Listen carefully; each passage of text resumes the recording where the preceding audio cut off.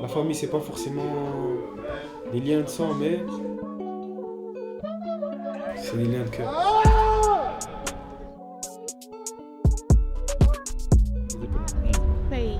Every the pain.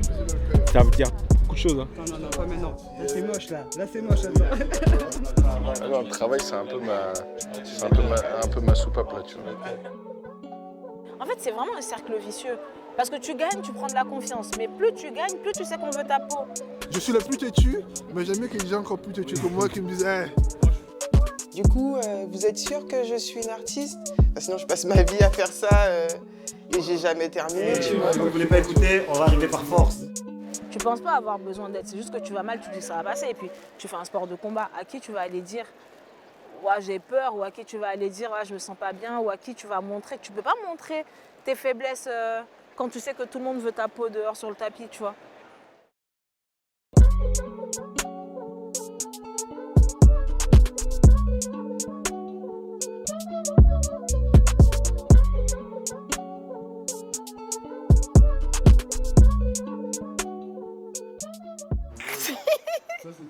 Non mais par contre quand j'avais un mois, là je charbonnais, que je prenais sur l'année par exemple, genre j'allais 3 fois par semaine en cours, 3 heures 2 heures là, 3 heures là. Par contre quand j'avais pas de compète, j'avais rien, là c'était demi-journée, tout enchaîné, tu vois. C'était vraiment modulable. Et après, c'est comment? Mais tu sais que c'est dur de s'entraîner et d'aller à l'école, c'est dur. Hein. Mais on s'est toujours entraîné, on est allé à l'école? Non, attends. Déjà je t'explique, vous au foot, vous avez une séance par jour, une grosse séance. Nous c'est 2. Le judo c'est dur, hein. Mais au foot, on double 2 fois. Mais vas-y, vos séances là, vous faites juste la prépa, la pré-saison, Mais début d'année, après vous faites juste Mais c'est quelqu'un. au truc de gym là que Mais vous faites on un vous peu voyez là, un peu faire là. vos muscles là. C'est Mais parce combien que- nous on porte nous? Mais vous portez quoi? Non, oui, il arrête. Tu vas déloger une médaille olympique? Accroche-toi, hein. C'est ça que je te dis. Oui, mais vous, pendant 2 mois, vous faites rien. Mais bien sûr, juste par ma prestance. Non mais oui, mais je diminue un petit peu le judo parce que j'ai besoin de moins de pratique technique à titre perso. Donc du coup sur les horaires, je vais caler 2 heures tous les jours pour eux. Ça peut être, ça peut être même le matin. En général, les sessions judo à l'INSEP, c'est l'après-midi. Ah, mais c'est quand je dis c'est les petits, c'est les jeunes de l'INSEP. Ouais, c'est des jeunes de l'INSEP. Ah, d'accord. C'est des jeunes C'est quoi, seniors. 14 ans? Non, c'est des 19, c'est des gens qui font déjà les championnats d'Europe junior, championnats du monde et tout. D'accord, oui. Tu vois, une année de transition. Exactement. Mais là, tu signerais par exemple avec le PSG ou avec l'INSEP? Non, avec le PSG. L'INSEP, en fait, eux, ils hébergent les judokas via la fédération. Ok. Et moi-même, avec la Fédé, on n'a pas de contrat, on a juste une convention, donc il ne faut pas écraser. Avec la Fédé, en fait, nous, on n'a pas de... Notre employeur, c'est nos clubs, nous. À ceux à qui on doit le plus de compte, c'est nos clubs, c'est comme vous, en fait. Ouais. Et c'est comme quand vous avez la sélection nationale, sauf que vous, la sélection nationale, vous les voyez qu'une fois de temps en temps. Ouais. Sauf que nous, on s'entraîne avec eux tous les jours. Le PSG, tu as ce côté beaucoup plus pro. En tout cas, ils sont dans une démarche de professionnaliser. Rien que, déjà, c'est l'un des seuls clubs à salarier toute son équipe. Par exemple, moi, je suis à moitié dans le circuit INSEP parce qu'aujourd'hui, il y en a qui ont des modules où ils font tout à l'INSEP. Ils font prépa physique, technique perso et combat INSEP. Il y en a qui font, par exemple, moi, à l'INSEP, je fais que de combat. Je fais mes techniques perso et ma prépa physique avec mon club.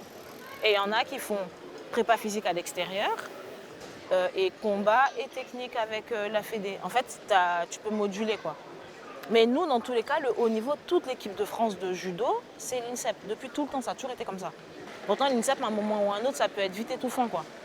T'imagines notre génération, là, avec Clarisse, Mado, tout ça, Tchoum. Si on n'avait pas eu la possibilité de sortir à l'INSEP, ça veut dire que depuis 15 ans, on est dans ce fonctionnement. Matin, midi, soir, tu es toujours là-bas avec les mêmes gens. Et tu te tires une balle, tu vois. Et au final, c'est là où les clubs sont importants parce que ça t'apporte un petit peu un détachement, un bol d'air frais, une autre vision aussi, un nouveau fonctionnement, tu vois. Mais le judo, c'est complexe, hein, c'est vraiment complexe. Tu vois, par exemple, par rapport aux générations précédentes, sur le côté, je fais du judo et je suis pas spécialement masculine ou, tu vois, on te met pas juste dans la case garçon manqué et tout. Déjà ça, notre génération, elle a vraiment fait passer un cap, hein, même... sais, même après, je sais pas si c'est la société qui a voulu ça, mais même en termes de médiatisation. Je peux être judoka, je peux être championne et je peux être féminine. Exactement, ouais. Et ça, je pense que ça a fait beaucoup de bien au judo, tu vois. Désacraliser l'image qu'ils avaient sur ouais, les judokas c'est des bonhommes, les judokas elles sont que comme si ou les judokas ça va pas à l'école, ça va pas si, tu vois, un peu tous les clichés qu'il peut y avoir autour du sport en général, sauf que là tu fais un sport de combat et c'est des femmes, tu vois. Donc tu as beaucoup de clichés à casser et je pense que notre génération elle a un petit peu fait du bien en ce sens-là, tu vois. Tu vois. Mais tu rigoles. C'est que moi j'ai... Viens, on marche, on monte, viens, on fait ça pour Midou au moins. Ça veut dire quoi Midou? Ça veut dire la prochaine fois quand il y a embrouille, tu prends mon parti. Ouais, c'est mon petit bébé. C'est ma star. Didier Drogba. C'est l'homme que j'aime le plus dans ma vie. Mon frère. Non mais là c'est un truc coutumier là. Si je te montre la vidéo, la photo il me tue donc... Faut montrer mon bon profil. Machallah, t'avais du cheveu, c'est plus important. Non mais lui il fait des chichis quand même. Mais c'est plus important que la beauté. Non mais ici, ma question c'est que ici t'es bien là. Ici t'es bien. Super bien. De ouf. Super beau. Entre la maturité et le fait que tu arrives au stade où tu sais déjà que tu accomplis des choses et il y a quelque chose de tangible, où tu sais que tu as ton curriculum derrière, avoir la facilité de dire je m'intéresse à autre chose et le judo entre guillemets ou moi le foot n'est plus ma seule manière de m'exprimer. En fait, de fait, c'est notre job, c'est notre passion, mais c'est notre job. Donc de fait, c'est ta priorité. Mais moi, j'ai toujours quand même tenu à ne pas être, comment dire ça, seulement dans cette bulle judo, dans cette sphère judo, dans je mange, je ris, je week-end, je vacances, je voyage judo, tu vois.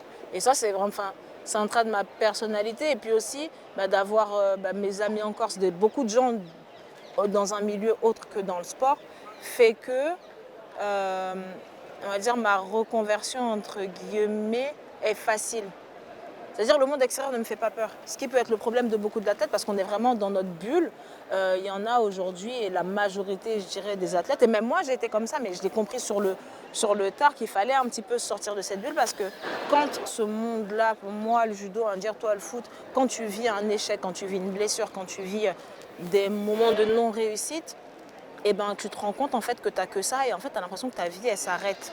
Parce que tu n'as rien autour, tu n'as rien construit autour.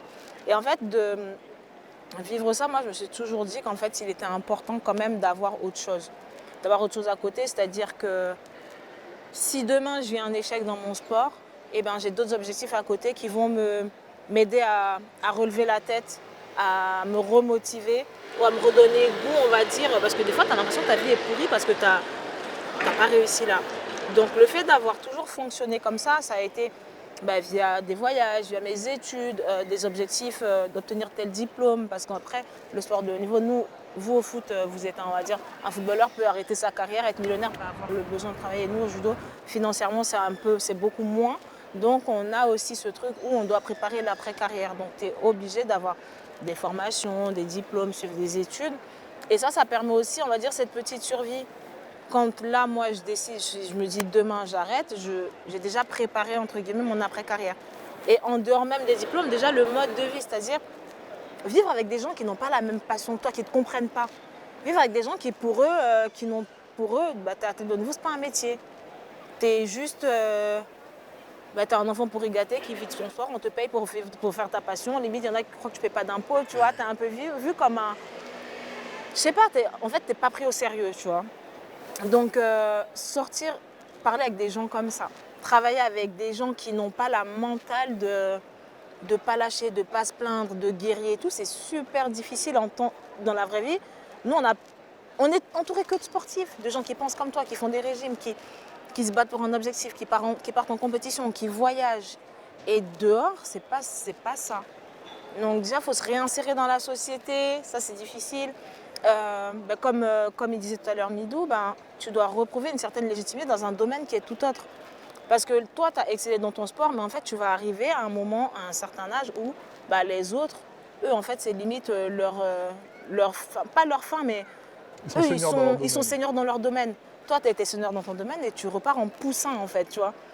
Et c'est super dur aussi, parce que autant tu as été... Sauf si tu restes dans le domaine dans lequel, par exemple, moi demain j'arrête, je vais être entraîneur, ben, on va dire j'ai plus de légitimité que si demain j'arrive et je dis je vais être informaticienne, même si j'ai le diplôme, tu vois. Donc ça c'est difficile, mais pour moi il faut être prêt, ça se prépare. Ça se prépare. Toi, tu veux rester dans le judo? Franchement, je sais pas, parce que ça reste... En fait, c'est mon ADN. Tu dis, c'est vraiment mon ADN, j'ai vraiment connu que ça. Je sais que s'il y a un domaine dans lequel j'ai le plus d'armes, on va dire, pour apporter, pour performer, pour même aider d'autres personnes à performer, c'est le judo. Mais j'ai, comme je t'ai dit, aussi envie de voir ce qui se passe ailleurs. Tu sais, après, ça, c'est une question de personnalité et de curiosité. Voir... c'est aussi un défi, un challenge, je dirais, c'est voir ce que je vaux ailleurs. Je suis aussi conscient que le foot a pris une bonne partie de ma vie Ouais. et que j'ai envie de me reprouver à moi-même que je peux être autre chose, tu vois.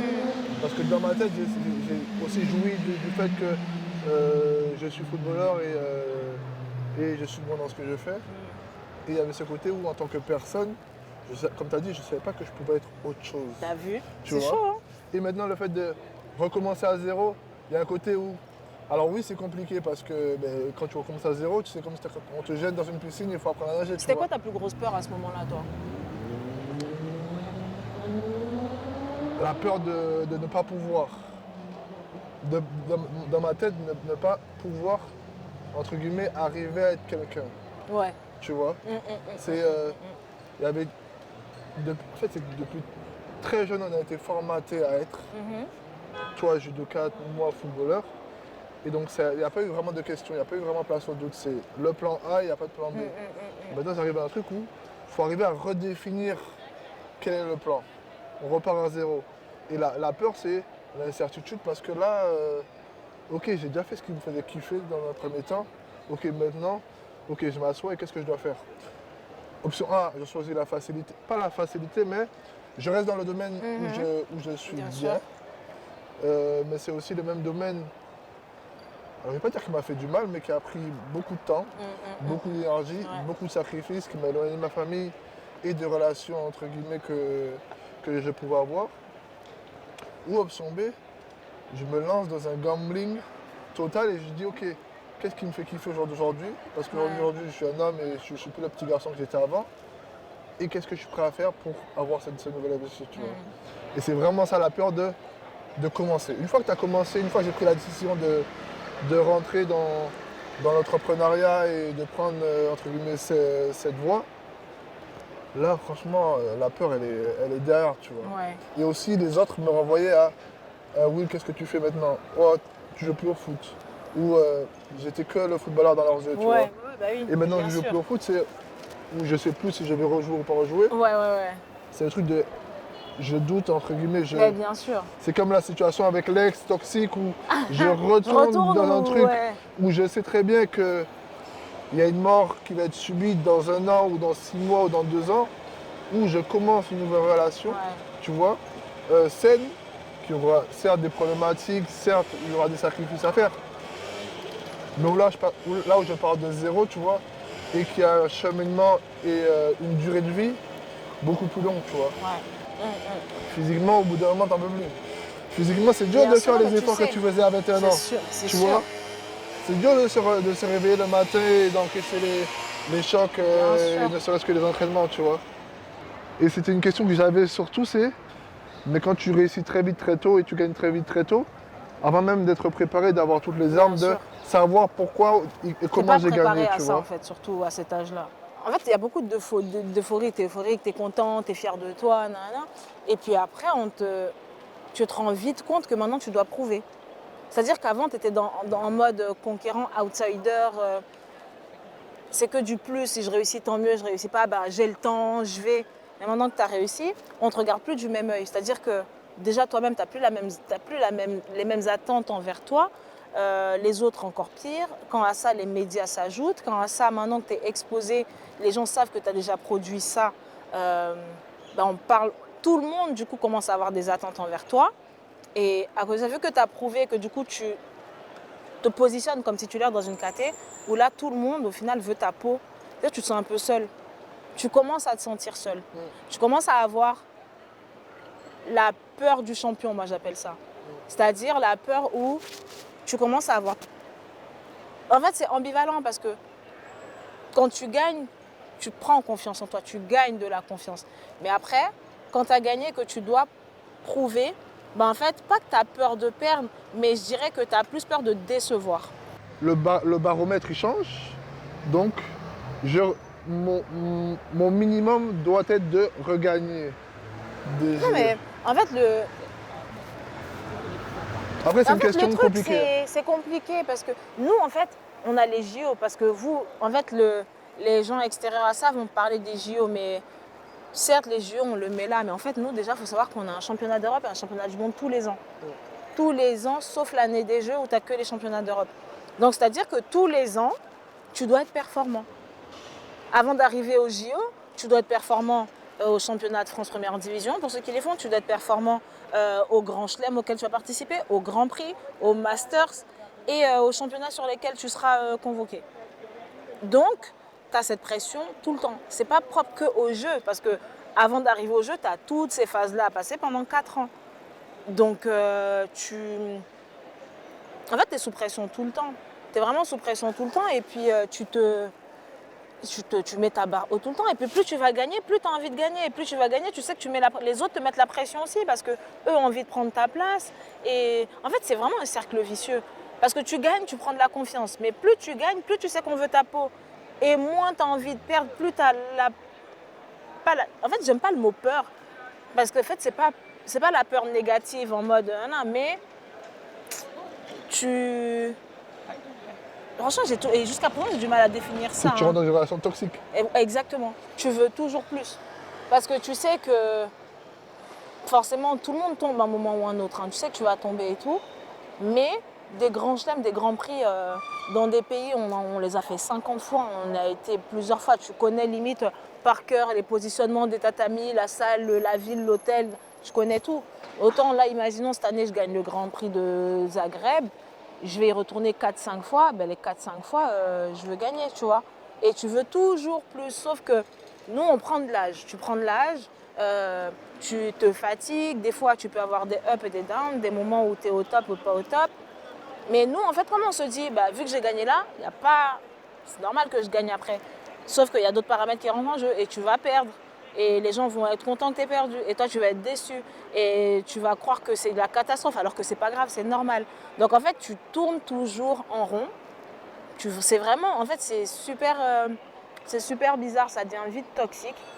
Et au final, ce qui est bien, c'est que maintenant, rentre en jeu tout cet aspect... c'est là où interviennent beaucoup les psys, les préparateurs mentaux. Parce que pour moi, un athlète de haut niveau... limite, si tu n'es pas suivi, tu peux vite dérailler. Tu peux vite dérailler parce que le sport qui t'a fait, qui t'a construit, on va dire, qui crée ta personnalité, qui te permet d'être qui tu es aujourd'hui, peut vite être un élément destructeur pour toi-même si ce n'est pas géré. Et ce sport-là peut t'autodétruire, même si tu as connu des hauts. Mais autant le sport peut te monter haut, autant tu peux te descendre très très bas. Donc en fait, aujourd'hui, ce qui est bien, c'est que on est accompagné. Les athlètes sont plus accompagnés qu'avant, tu vois. Tu as eu ces moments où tu étais très très très très bas? Tu penses pas avoir besoin d'aide, c'est juste que tu vas mal, tu dis que ça va passer. Et puis tu fais un sport de combat, à qui tu vas aller dire ouais, j'ai peur, ou à qui tu vas aller dire ouais, je me sens pas bien, ou à qui tu vas montrer. Tu peux pas montrer tes faiblesses quand tu sais que tout le monde veut ta peau dehors sur le tapis, tu vois. Et nos entraîneurs qui nous entraînent, ce sont les entraîneurs qui nous sélectionnent. Donc, quelle figure tu veux montrer devant lui, même si ça ne va pas? Tu vas faire genre tout va bien. Non, ça va. Ça roule, tu vois. Sur le tapis, même tu arrives à l'entraînement, tu n'as pas envie. Tu n'as pas envie de te battre parce que nous, quand tu vas, tu t'entraînes, tu te bats. C'est pas genre, il y a des séances techniques et tout ça très bien. Mais quand tu vas faire des séances de combat et tout, c'est pas, tu dois te battre. Quoi qu'il en soit, tu te bats. Et puis si l'autre, tu lui montres qu'elle prend l'ascendant un minimum, ça va te marave pendant 5 minutes, mais tu rentres, t'es encore plus dépité. Donc en fait, avant, tu parlais pas, tu disais pas, ouais, ça va pas. Après, ils vont dire, toi, t'as toujours des problèmes. Et on fait un sport de combat ici, t'es pas là pour pleurer, hein, tu vois. On n'a pas le temps d'essuyer tes larmes, c'est bon, soit tu te bats, soit tu rentres chez toi. C'était ça avant. Et maintenant c'est OK. Et je trouve ça bien, je trouve ça cool. Mais c'est vrai que ça nous a façonnés parce que même si tu te dis ouais c'est bien de pouvoir en parler et tout, ben pour moi on doit quand même garder cet esprit de guerrier, c'est ce qui fait un combattant, tu vois. Et j'ai beaucoup intériorisé beaucoup de choses au quotidien qui m'impactaient, de choses, mais en fait je ne pouvais pas montrer si moi je vais mal. Ma soeur elle va aller comment, tu vois. Tu es obligé constamment de faire, on va dire ça, poker face, en mode il n'y a rien qui t'attend. Elle va voir que ouais, ma soeur c'est une guerrière, moi aussi je vais être une guerrière. Je n'ai pas à lui montrer que ça ne va pas. Là. Moi, ma soeur, elle m'a vu très rarement pleurer, mais très rarement, ou être impactée, on va dire, par mon sport. Hein. C'est très rare que je montre une carapace faible, c'est pas faible, hein, ou vraiment humaine, entre guillemets, au monde extérieur. Hein. À qui l'en montres-tu? À moi-même. Ah, mais moi, pourtant, je suis une madeleine. Hein. Je vais regarder un film, une pub, des trucs, mes larmes elles vont couler. Mais là, j'accepte parce que c'est pas dans mon domaine où je dois montrer fort. Mais oui, mais il y a des personnes. Je vais pleurer dans ma chambre, je vais pleurer dans mon lit, je vais m'auto-saboter, mais moi-même, mais personne ne le verra, tu vois. La définition du sentiment de honte que toi tu dis, moi je la traduis par je suis, entre guillemets, le sportif. C'est-à-dire que si le sportif ne marche pas, rien ne marche. Exactement, c'est ça. Et moi, il y a ces problématiques de quand pour les autres tout va bien, je suis aux États-Unis, il y a des moments où je me blesse, donc ça commence à aller un peu mal, j'arrive plus à dormir et je commence à boire pour dormir. Au début, c'était bon, je me prépare mon petit plat, je prépare mon riz, mon poulet, et je prends un verre de vin, tu vois. Après, c'est j'en prends 2, j'en prends 3. Et après, c'est j'arrive pas à dormir, donc au final, je monte vite à 5. Je me couche, le lendemain, je me réveille, ça va, mais après, je suis très vite fatigué, et je rentre dans une boucle où, pour ne plus penser, pour ne plus être dans ces sentiments, ben, je suis cantonné à ça. Et c'est une boucle auquel moi, et c'est là où c'est vrai que dans un sport de combat, c'est très compliqué de dire ça va pas, j'ai besoin d'aide. Mon excuse à moi, c'était j'arrive pas à dormir. Donc j'ai besoin de quelqu'un. C'est-à-dire que j'arrive pas à dormir, j'ai besoin de quelqu'un. Le docteur, dans un premier temps, lui, secret professionnel, il n'a pas le droit de le dire. Tu vois. Par contre, la personne qui devait me donner les médicaments, c'était un psychiatre. Parce que c'est des médicaments lourds. Au psychiatre, au bout d'un moment, je suis obligé de lui dire ça va pas, pour dormir, je bois de l'alcool. T'as mis un an quand même à le dire. J'ai mis un an à comprendre. Parce qu'avant d'arriver au stade où, tu sais, boire un verre de vin ou deux, ça va, c'est normal. Une fois que tu bois une bouteille pour dormir, là, ça en devient complexe. Tu vois. Je suis arrivé à un stade où j'ai perdu du poids, je dormais plus et j'avais besoin de quelqu'un pour dormir. Donc c'est là, ça a été l'excuse pour ok, j'ai besoin d'aide. Ok, là, stop, je ne peux plus continuer comme ça, tu vois. Mais tout ça pour te dire que cette relation était aussi liée au quand je sors du foot, qui je suis. Si je gagne, c'est cool. Je rentre à la maison, mais il n'y a plus personne. Il y a eu 10 000 personnes qui sont venues au stade, ou 20 000, qui t'ont dit « Ouais, Wilfried, t'es le meilleur, tu arrives à la maison, boum, tu fermes la porte. Décalage horaire, au bout de à 18h, il n'y a plus personne à qui parler. On fait comment? C'est moi et le plafond. Et c'est là où c'est complexe. Parce que quand ça va, c'est gérable. Quand tu as une défaite, deux défaites, une blessure, des mauvais résultats, là, est-ce que la personne que tu es est, entre guillemets, cantonnée au résultat que tu as? Ou après, tu arrives à dissocier les deux, tu vois. Aujourd'hui, ça vient avec l'âge. C'est exactement ça. Quand tu es jeune, c'est chaud. Hein. C'est ça, en fait. Aujourd'hui, ça vient avec l'âge et c'est pour ça aussi qu'il y a ce côté où je veux aussi me détacher du foot. Parce que je veux me prouver aussi que je peux être, entre guillemets, intelligent, je peux avoir des bonnes idées, je peux avoir une vision et je peux faire autre chose. Exactement. Tu vois. Avant, j'avais ce rêve de je veux faire du foot, je veux me voir comme footballeur, je veux être, entre guillemets, successful. Ton curseur réussi, tu étais basé que sur ça, en fait. C'était que ça, en fait, tu vois. Et c'est là où, quand tu arrives à un âge où ok, maintenant je vais faire autre chose. Quand je prends le pour et le contre, ben, entre guillemets, je veux sortir de cette toxicité, même si je l'ai aimé, je l'aime et je l'adore, tu vois, mais ok, j'ai envie d'autre chose, tu vois. Là, moi, j'ai envie de trouver de faire un métier qui me fera autant kiffer que quand j'étais dans mon sport, tu vois. Et c'est là où ça devient compliqué parce que je sais que même si mon sport, aussi difficile qu'il est, tout ça, malgré toutes les difficultés qu'il y a eu dans le sport, je ne pense pas qu'il y aura quelconque domaine qui me rendra plus épanouie que quand je fais du judo ou quand je partais en compétition. Tu sais, l'adrénaline de la compétition, le stress, mais le bon stress, ou l'adrénaline d'une victoire, ou pareil, même le down d'une défaite, tu vois. Je pense que ce sont des sensations que je ne retrouverai pas. Et aujourd'hui, c'est ce qui est le plus gros défaut, ma plus grosse barrière entre guillemets, parce que ça, j'essaie de le retrouver dans mon futur métier ou dans ma reconversion, quoi. Et c'est pour ça que quand tu es athlète, quand tu es en reconversion, il y a trop de choses en fait. Il y a encore plus de paramètres qui rentrent en jeu que quand tu es athlète. Parce que tu es athlète, tu penses à quoi? À ton hygiène de vie, bien manger, bien t'hydrater, dormir, tu vois, être carré sur ça. Tout est vraiment... En fait, tu as ton petit cercle comme ça, tout est dedans, tu sais quoi faire. Mais là, aujourd'hui, il y a tellement de domaines à explorer pour pouvoir retrouver tout ce que te procurait le judo que c'est trop dur. Toi, on me dit, ouais, tu veux faire quoi?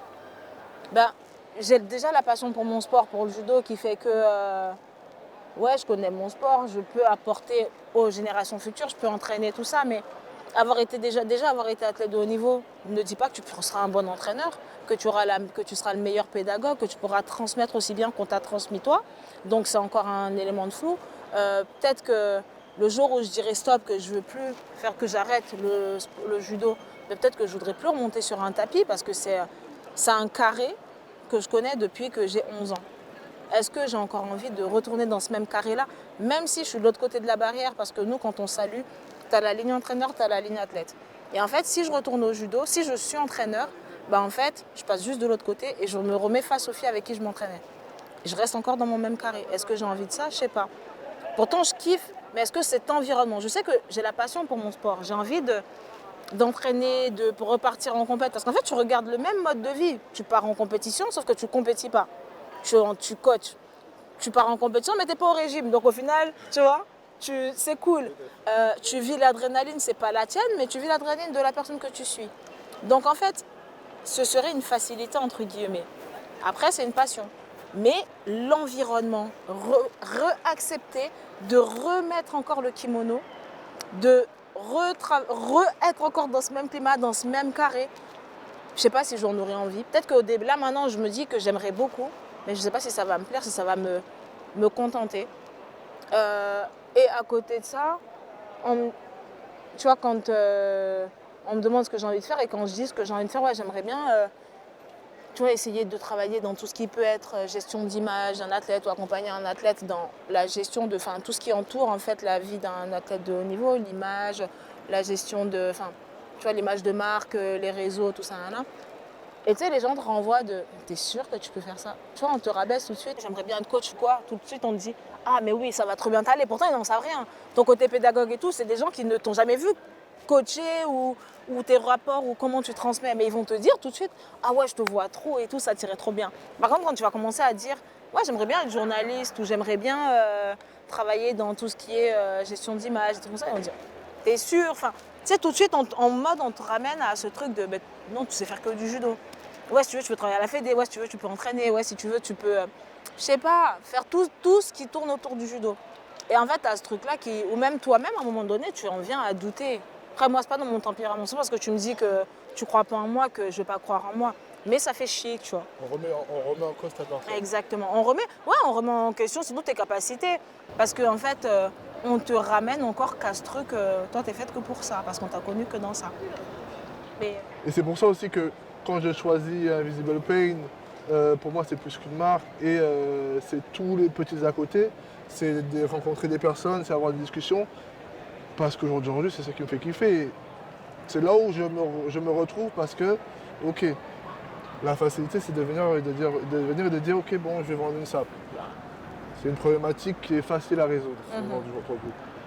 Maintenant ok, est-ce que je vais mettre le curseur très haut pour entre guillemets à avoir ce côté comme le foot, ok, j'ai peut-être 3 ans, 4 ans pour le réaliser et je me levais tous les jours et avoir ce côté dedication, mais c'est ce que je kiffe, tu vois.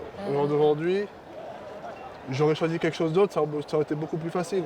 Comme tu dis, en vrai de vrai, avoir un taf, on va dire normal, avoir 2000 balles, écoute, en vrai c'est cool, hein. Franchement, je te cache pas que c'est cool. Que ce soit l'argent, que ce soit le truc, c'est pas que ça me fait pas rêver, hein, mais c'est que, entre guillemets, t'as pas ce côté, t'es pas touché, tu vois. T'as pas ce côté où tu veux impacter les gens. Tu te remets aussi dans un corps de métier, on va dire, où tu vas être jugé, tu vois. Et c'est aussi ça que j'avais aussi avec le foot, c'est ok, je vais avoir mes performances vont être jugées. Ou mes performances vont dépendre du jugement ou de ce que j'ai pu provoquer ou j'ai pu créer, tu vois. Est-ce que sincèrement, tu penses, depuis que tu as arrêté le Sincèrement sport, avoir revécu une seule fois, une seule seconde, l'adrénaline, tu vois, toutes les émotions réunies, est-ce que tu l'as revécu une seule fois dans ta vie depuis que tu as arrêté? Ma réponse est non, pas du tout. Par contre, ce que je peux te dire, c'est qu'est-ce qui vient avec l'adrénaline. Est-ce que toute la prépa, est-ce que toute la prépa, est-ce que les entraînements, les sacrifices, est-ce qu'au jour d'aujourd'hui, je suis prêt à passer 3 mois de galère Non, parce que tu as fait ton deuil maintenant, ça y est, toi. Oui. Toi, tu as fait ton deuil, je pense, de tout ça. J'ai fait mon deuil parce que c'est comme si j'arrive au truc de hey, je peux regarder dans le rétroviseur et dire hey, j'aurais pu faire mieux. Mais en vrai, c'est cool quand même. Si tu me regardes, si je dois comparer et regarder le Wilfried du Krebs et me dire ok, j'ai voyagé, j'ai eu 4 en anglais au bac, mais je parle anglais aujourd'hui, je parle espagnol, j'ai joué dans des stades, j'ai fait des trucs super cool. Oui, je peux regarder et te dire ok, je prends. Donc au jour d'aujourd'hui, est-ce que tu me demandes de faire les mêmes sacrifices, c'est-à-dire d'aller à l'étranger, même peu importe les sommes, de me dire tu vas à l'entraînement, tu rentres, tu es dans ta chambre, tu es tout seul? Non. L'adrénaline pour moi est synonyme de compromis. C'est-à-dire qu'une fois que j'ai tout fait, une fois que je me suis entraîné, une fois que je me suis battu pour avoir ma place, va arriver le samedi soir, match dimanche midi, ok, je vais avoir du mal à manger, je vais avoir des crampes à l'estomac, avant l'échauffement, je vais avoir les mêmes watts, je vais devoir un peu méditer, et après je vais sortir et je vais me chier dessus pendant 2 minutes jusqu'à ce que je touche mon premier ballon. Ça, c'est l'adrénaline. C'est pour ça que j'ai l'adrénaline, c'est pas juste simplement un instant, une victoire ou quoi. C'est même de la préparation, de l'entraînement, un truc. En fait, c'est les émotions que te procure ta pratique. L'adrénaline, mais c'est là aussi que tu crées cette situation toxique. C'est que tu es toujours à la recherche de plus. Bien sûr. Tu vois, et quand tu parlais de que il y a beaucoup de personnes aujourd'hui, qui n'arrivent pas à dissocier le sportif ou la sportive qu'ils sont ou qu'elle est, quand ça s'en va, il faut combler cette adrénaline. Bien sûr. Hey, gambling, je sais c'est quoi. Boire de l'alcool pour combler, je sais c'est quoi. Hey, manger, je sais c'est quoi, tu vois. Il faut toujours ce truc de, une fois que tu enlèves quelque chose, il faut le remplacer. Ouais. Tu vois. Et c'est là où c'est complexe. Et c'est là où, aujourd'hui, quand tu as la maturité, tu dis qu'il faut être accompagné. Ouais, ouais. Quand tu es jeune, tu ne vois pas, tu sais pas. Tu vois. Avant un match, hey, j'ai vu des gens, tu sais, juste jouer aux cartes. Ouais. Juste jouer aux cartes à ce côté où, eh non, je veux gagner le truc. Et tu veux le retrouver dans chaque domaine, tu vois. Mais bien sûr, mais c'est ça. Donc même moi, aujourd'hui, je veux essayer de le retrouver. Et moi, c'est ça qui me fait peur, en fait, tu vois. Il faut accepter que ce ne sera plus pareil, parce que je pense que c'est des choses qu'on ne revivra plus. Ouais. En fait, c'est qu'il y a ce côté où, tu sais, au début, j'ai du mal à en parler. Exactement. Tu vois, au début, j'ai du mal à en parler parce que je voulais encore me prouver quelque chose, parce que j'avais du mal avec le fait que c'est peut-être fini, tu vois. Ouais. Et il y a toute cette période où, tant que je n'avais pas trouvé, entre guillemets, ceux qui faisaient me réveiller, entre guillemets, comme tu dis, avec cette adrénaline, mais avec cette formule, ok, demain, il faut que je me réveille, demain, il y a quelque chose à faire, tu vois. Tant que je n'avais pas trouvé ça, ben, c'était compliqué, tu vois. Au jour d'aujourd'hui, c'est beaucoup plus facile, parce que j'ai trouvé ce qui me fait kiffer. Ouais, voilà. J'ai trouvé le seul fait de pouvoir, ok, ben, moi, il y a ce côté où je voulais trouver une excuse pour rencontrer le plus de personnes possible. Pour faire le plus de trucs fous. Pour pouvoir voyager, comme tu dis. Pour demain, il faut aller filmer tes driners. Ok, ben boum, j'ai une excuse pour pouvoir le faire. Ouais, C'est-à-dire qu'à travers l'IP, ou à travers les podcasts ou les interviews, c'est une possibilité, tu vois. Donc ce côté-là, je le retrouve, Ouais. tu vois. Et c'est là où il y a ce côté où je souffle et je dis ok d'accord, je suis là où je veux être et entre guillemets j'ai fait le deuil et on peut passer à autre chose. Ok. Par contre je suis conscient que c'est compliqué d'en arriver là, tu vois. Exactement. Tu passes par des nuits où tu sais pas, par du doute, par que tout le monde te remet en cause, tu viens avec une superbe idée et on te dit pourquoi tu joues pas au foot? Parce que là en vrai, des fois on me dit mais pourquoi tu joues pas au foot? Bah oui, mais c'est sûr, c'est la facilité en fait. J'ai un pote qui, des fois, il m'envoie des messages, il dit ah mais tu sais que je peux contacter un tel truc. Et pourquoi faire? Non mais là ça Pour y est. repartir, pour que tu me renvoies. Entre guillemets, tu me renvoies à ma condition d'athlète. Exactement, c'est tu ça. vois. Ouais. Et c'est là où je me suis rendu compte vraiment que j'avais tourné la page, c'est eh non, j'ai pas envie que tu envoies un message, j'ai pas envie que tu contactes. Maintenant je suis bien et je fais quelque chose d'autre. Et c'est beaucoup plus facile aujourd'hui d'en parler parce que il y a un deuil qui s'est fait et l'ouverture d'une nouvelle page et pouvoir écrire aussi des nouvelles lignes, c'est kiffant. Après, recommencer à zéro, t'as un côté super complexe, mais t'as aussi un côté où c'est cool, tu vois. Ou c'est open bar, tu fais ce que tu Mais veux. c'est open trop bar, bien. c'est que j'ai plus l'impression, j'arrive au Krebs. Après c'est open bar si tu as confiance en toi et que tu connais ton kata. C'est une très bonne question ce que tu dis. Tu sais quand t'as 14 piges et t'arrives et que tu dis tu veux jouer au foot et t'arrives au Krebs en Corse, en vrai t'es là, tu prends que les bons côtés. T'as une bande de copains, vous mangez football, vous dormez football, vous pensez qu'à ça. Dans un coin de ta tête, c'est ce que tu veux faire, mais en vrai de vrai, l'avenir te le dira. Mais tu prends du plaisir, tu vois. C'est ça. Et au final, tu sais, des fois, aujourd'hui, je prends du plaisir à me coucher à 4h du matin et à devoir ordinateur et à devoir monter les vidéos qu'on a filmées, tu vois. Ou à devoir, il y a un tel qui veut une ça. Ok, il faut passer du temps à pouvoir dessiner, à contacter un tel, pour pouvoir gérer le truc, tu vois. Aujourd'hui, je prends du plaisir comme ça. Qu'est-ce que ça donnera en vrai demain? J'en sais rien. De la même manière, est-ce que ça donnera, est-ce que j'aurais pensé que j'aurais fait ce que j'ai fait? Je ne savais pas. Par contre, je savais que je kiffais ce que je faisais. Je kiffais me lever à l'entraînement et avec William, rigoler. Tu sors de l'entraînement, on va à la plage, on revient.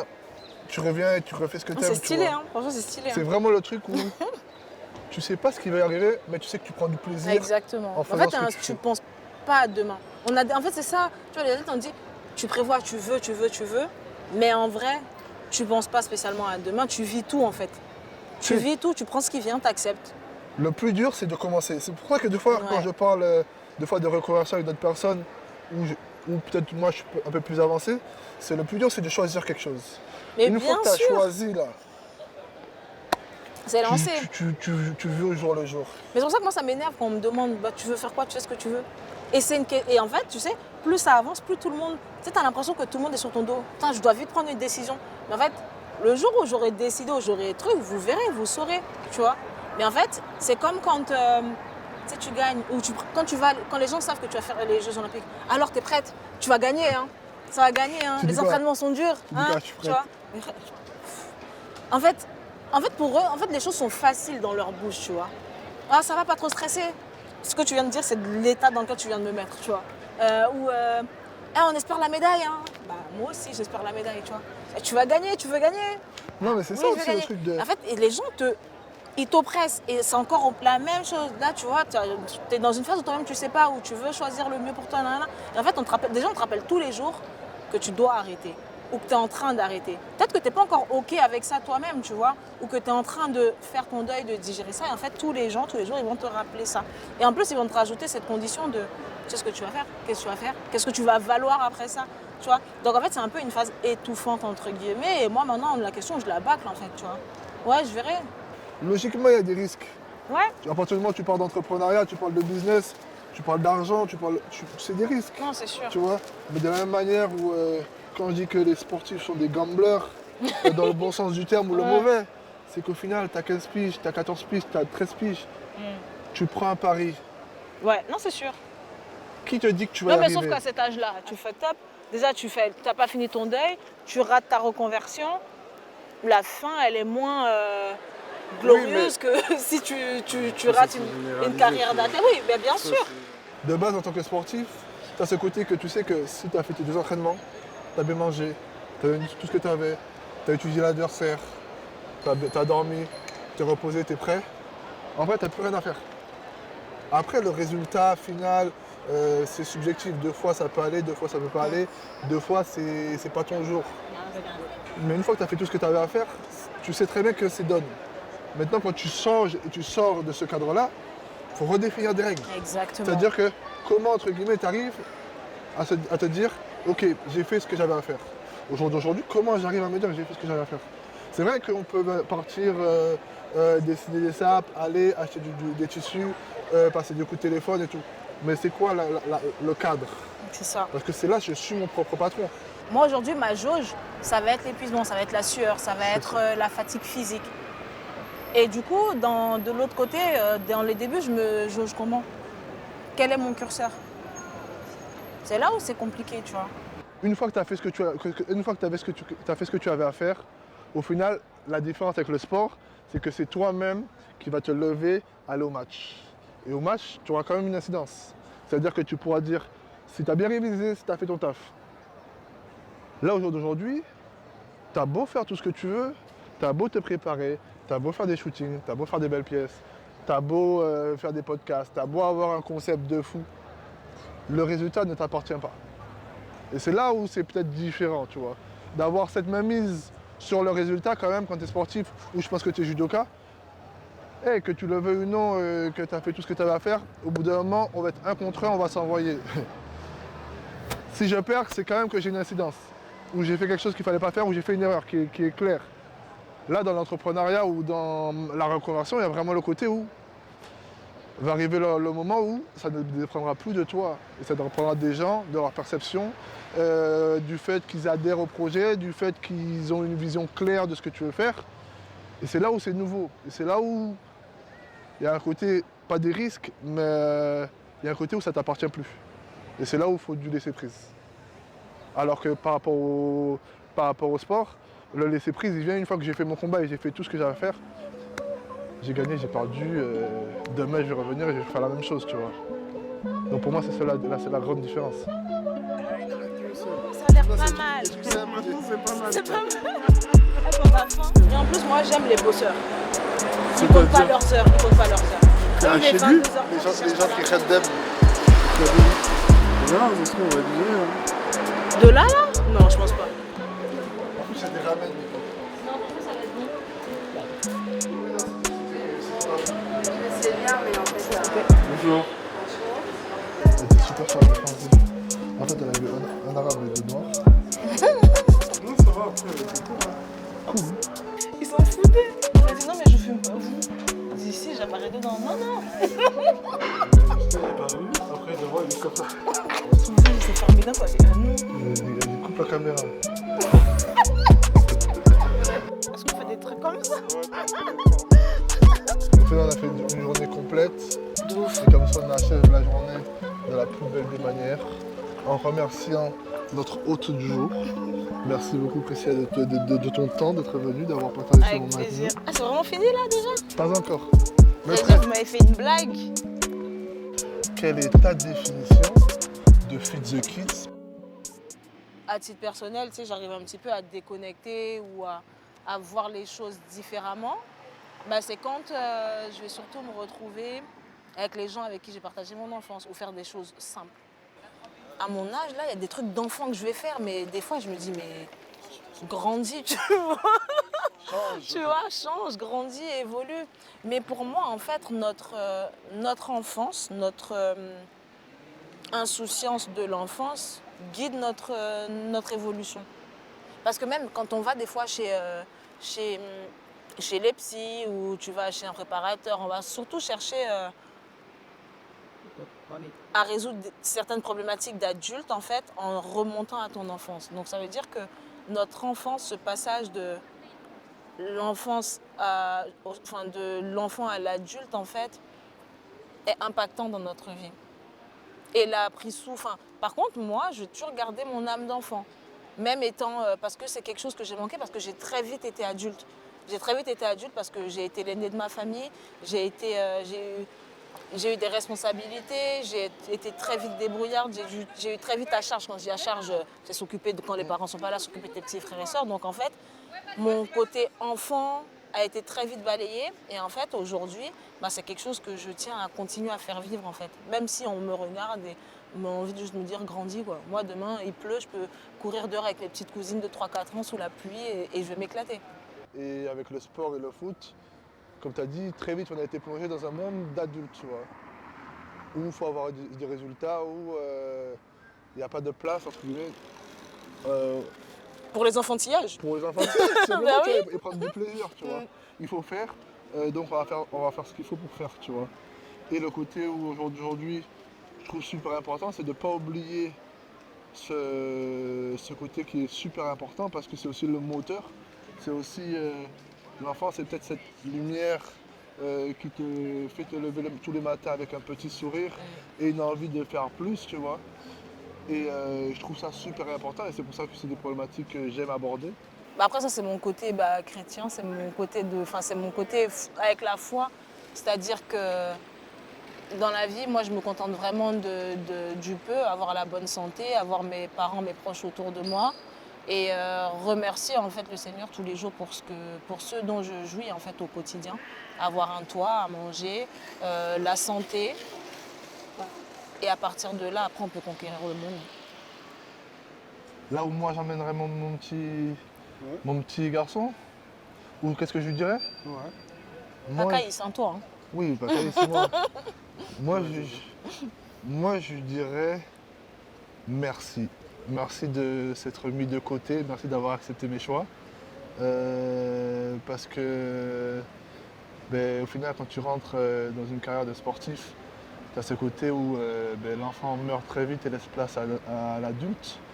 Donc je lui dirais merci d'avoir accepté mon choix et je lui reprendrai par la main aujourd'hui et je lui dis bon maintenant, qu'est-ce que tu veux faire?